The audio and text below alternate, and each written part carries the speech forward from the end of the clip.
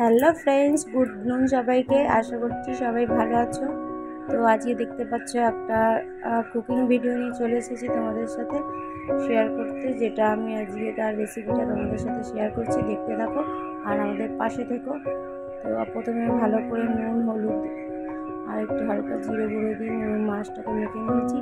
তারপরে একে একে মশলা অ্যাড করবো। প্রথমে মশলার জন্য রেডি করে নিয়েছি সর্ষে, পোস্ত আর কাঁচা লঙ্কার পেস্ট। এই দেখো, এবারে সেই নুন হলুদ মাখানো মাছের মধ্যে সর্ষে আর পোস্ত আর লঙ্কার পেস্টটাকে ভালো করে দিয়ে মেখে নেব। মেখে নেওয়ার পরে যেহেতু ওটা ইলিশ মাছ ভাপা, তাই জন্য আমরা ইলিশ মাছগুলোকে পুরো রেডি করে তারপরেই আমরা একটা টিফিন বক্সে ভরে দেবো। তো সর্ষে পোস্ত পুরো গ্রেভিটা যেটা বানিয়েছি ওই পেস্টের সাথে সব মিলিয়ে নিয়ে তারপরে আমরা একটা টিফিন বক্সের মধ্যে সুন্দর করে সাজিয়ে রেখে দিচ্ছি।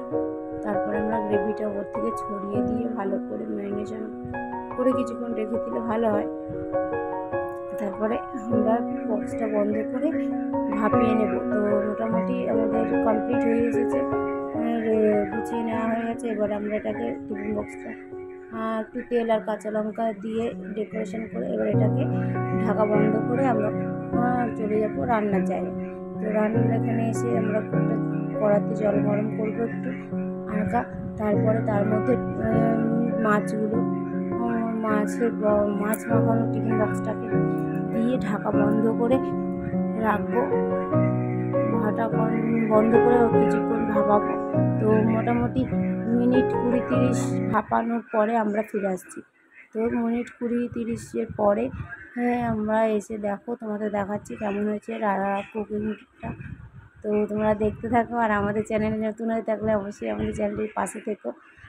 আশা করছি তোমাদের ভালো লাগবে। দেখতে পাচ্ছ তোমরা কেমন ইলিশটা মাছটা কেমন সুন্দর ভাপা হয়েছে। তো খেতে নিশ্চয়ই ভালোই হবে। তো আজকের জন্য এই ভিডিও পর্যন্তই। টাটা।